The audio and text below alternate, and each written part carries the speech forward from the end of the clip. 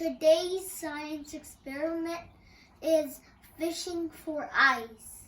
You need water, you need salt, and some strings. A bowl and ice cubes. You pour water into the bowl.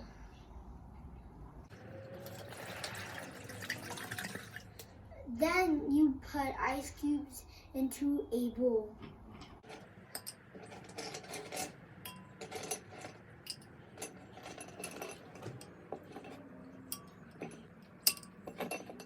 You place the string over the ice.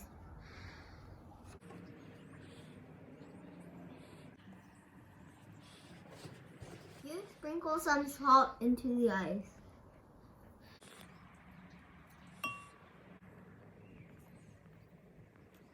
Then you wait 1 minute. See if we caught any fish.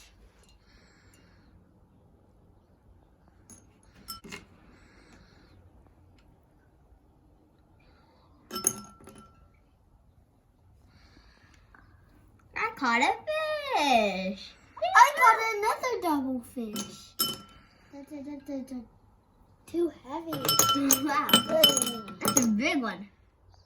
Whoa, heavy. That was that. Wow.